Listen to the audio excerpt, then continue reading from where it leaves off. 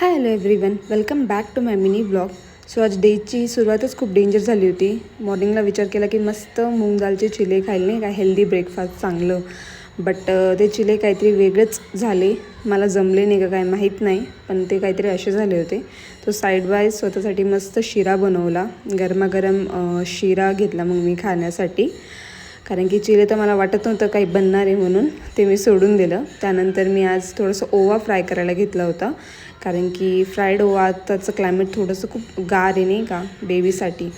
तर फ्राईड ओवा खाल्ल्याने बेबीला सर्दी वगैरे काही होत नाही आणि आपल्या पण डायजेशनसाठी खूप चांगलं आहे ओवा.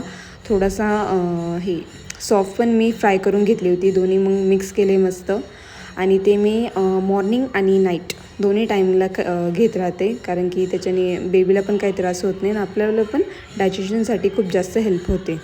सो मी ना माझ्या दूधमध्ये काय मिक्स करून पिते ते तुम्हाला शेअर करते. शतावरी हे मी स्टार्टिंगपासून घेत होती, बट याचे मला खूप फायदे देखील दिसले याचे.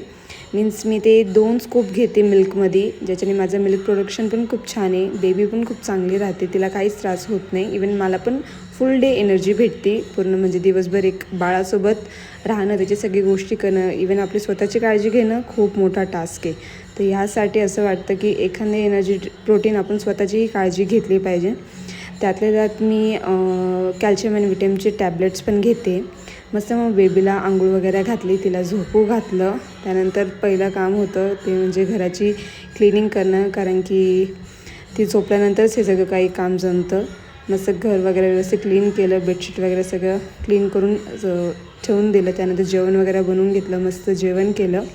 सो आवरल्यानंतर असं काहीतरी दिसतं माझं घर. सो असा होता माझा आजचा दिवस. Thank you for watching my reel. Thank you.